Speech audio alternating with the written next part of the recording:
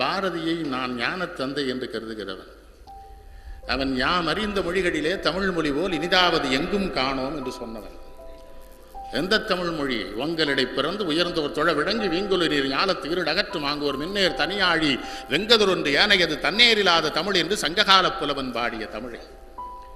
என்று முழ தென்தமிழ் இயம்பி இசை உண்டான் என்று கம்பன் பாடிய தமிழை,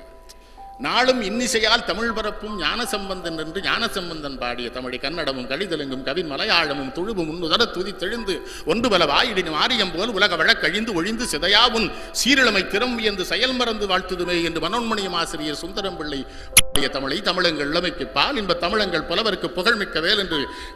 பாரதிதாசன் பாடிய தமிழை, கதிர் வெடித்து பிழம்பு விளக்கு உதித்து சூடாற்ற மிகு நில பரப்பின் முதற் பிறப்பு தோன்றிவிட நதிவர் முன் மணந்தர் முன் நலம் வளர்த்த தமிழன் அங்கே பதி மதுரை பெருவழியில் பாண்டியர்களை பார்த்தவளை என்று கவியரசு கண்ணதாசன் பாடிய தமிழை, பூவல் அந்த நேரத்தினை வண்டறியும் பொழுதல் அந்த நேரத்தினை புள்ளறியும் செய்வர் அந்த நேரத்தினை தாயறிவாள் செந்தமிழே உன் பிறப்பை யார் அறிவார் என்று அத்தனை புலவர்களும் போற்றி துதித்து பாராட்டிய தமிழ்.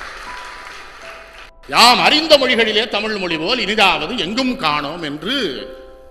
எங்கள் எட்டயபுரத்து ஐயன் தான் பாடினான்.